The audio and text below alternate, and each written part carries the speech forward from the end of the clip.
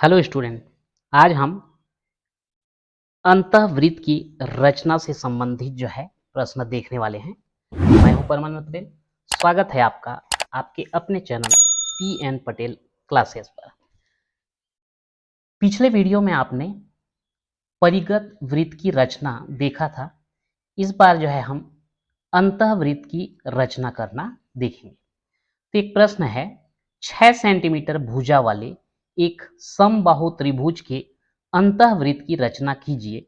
रचना के पद भी लिखिए। तो यहां पर जो है 6 सेंटीमीटर भुजा वाला जो है एक समबाहु त्रिभुज की रचना हमें पहले करना है। त्रिभुज की रचना हम कैसे करते हैं ये तो आप जानते ही होंगे। यदि आपको उसमें कुछ दिक्कत हो तो हमारे बेसिक मैथ्स के अंतर्गत त्रिभुज की रचना से संबंधित एक वीडियो बना हुआ है, जिसे आप जा करके जो है देख सकते हैं। प्लेलिस्ट में बेसिक वीडियो में जाएंगे, वहां पर आपको ये जो है मिल जाएगा। अब चलते हैं कि 6 सेंटीमीटर भुजा वाला एक समबाहु त्रिभुज बनाते हैं। इसके लिए सबसे पहले जो है हम स्केल की सहायता से 6 सेंटीमीटर जो है रेखाखंड खींच लेते हैं। इस प्रकार से हम स्केल को रखेंगे। पहला बिंदु 0 पर और दूसरा बिंदु 6 पर लगाते हैं और स्केल की सहायता से इसे जो है मिला देते हैं। ये हो गया आपका 6 सेंटीमीटर। अब चूंकि समबाहु त्रिभुज की रचना करना है, तीनों भुजा की लंबाई 6-6 सेंटीमीटर होगा, तो एक काम करते हैं, हम यहाँ पर प्रकार को जो है इतना फैला लेते हैं कि ठीक जो है ये 6 सेंटीमीटर हो जाए।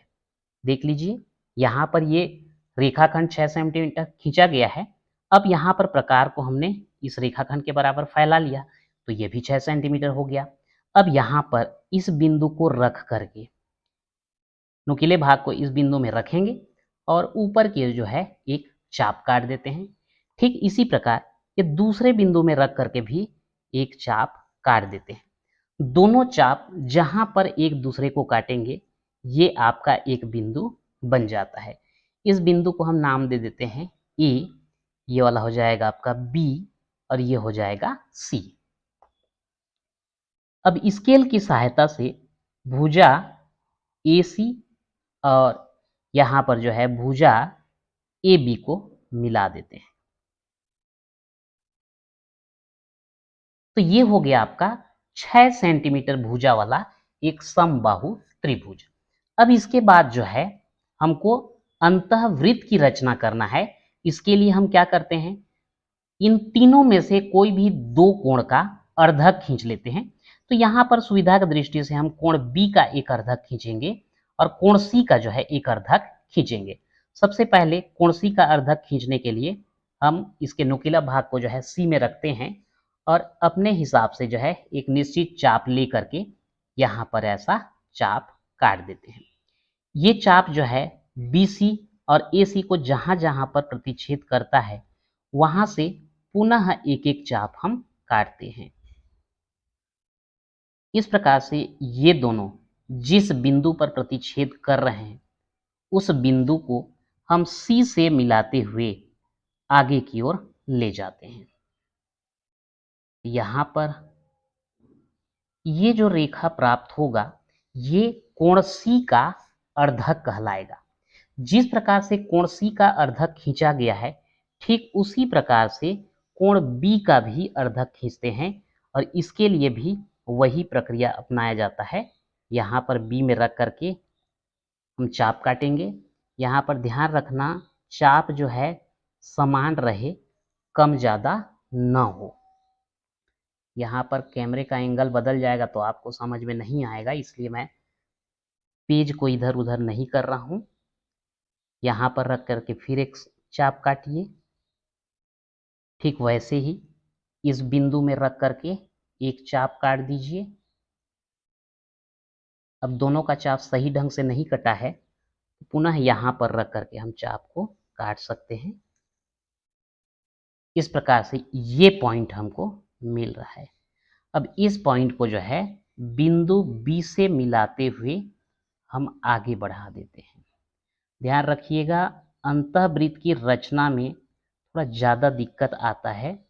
परिगत वृत्त की रचना में आसानी से आप कर सकते हैं, इसमें थोड़ा मिस्टेक होने का चांस बढ़ जाता है।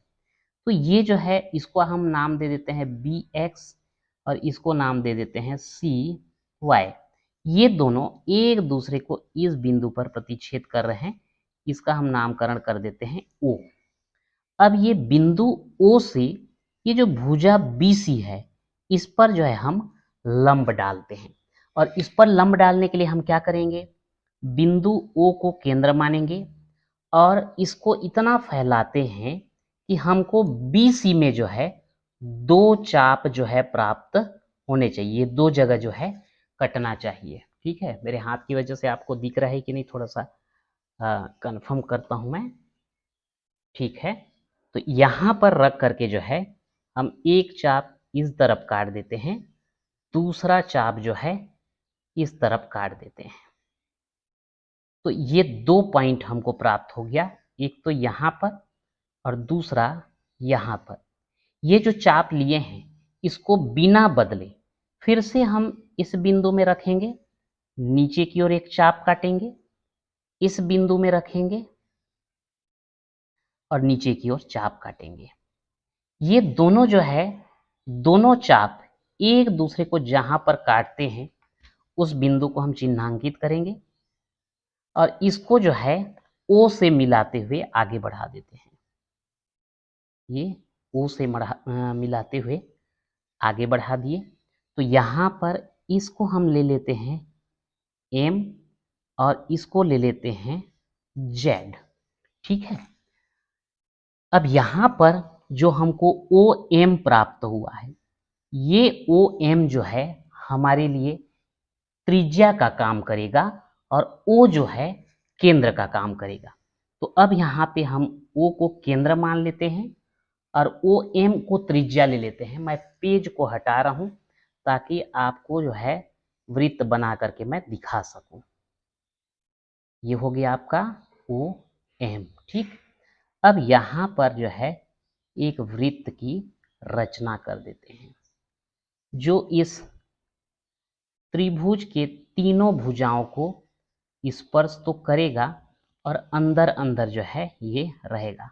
मैं बोला था थोड़ा सा जो है यहाँ पे हमारा थोड़ा मिस्टेक हुआ जैसा दिख रहा है, लेकिन फिर भी ये इस प्रकार से आपका एक अंतः वृत्त जो है प्राप्त हो चुका है। तो ये आपका वृत्त प्राप्त हुआ जो त्रिभुज के तीनों भुजाओं को जो है स्पर्श करता है।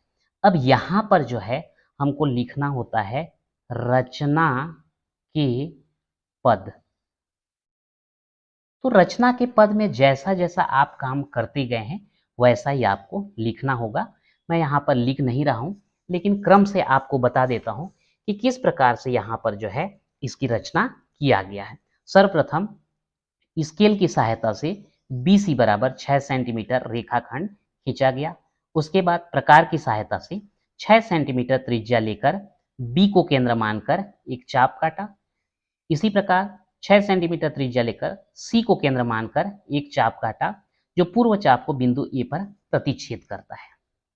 बिंदु A को स्केल की सहायता से B से और C से मिलाया गया। इस प्रकार त्रिभुज ABC प्राप्त हुआ। उसके बाद क्या किया हमने, प्रकार की सहायता से कोण C का अर्धक CY खींचा गया तथा प्रकार की सहायता से कोण B का अर्धक BX खींचा गया। दोनों एक दूसरे को बिंदु O पर प्रतिच्छेद करते हैं। अब प्रकार की सहायता से बिंदु O को केंद्र मानते हैं और O से OMZ लंब खींचा गया BC पर। अब O को केंद्र और OM को त्रिज्या मानकर एक वृत्त की रचना करते हैं जो त्रिभुज के तीनों भुजाओं को स्पर्श करता है। इस प्रकार हमको अंतःवृत्त प्राप्त हुआ, या बोल सकते हैं इस प्रकार से हमें अभीष्ट अंतःवृत्त की प्राप्ति हुई। तो इस प्रकार से जो है आप अंतःवृत्त की रचना जो है कर सकते हैं। तो आज के वीडियो में जो है इतना ही, मिलते हैं नेक्स्ट वीडियो में।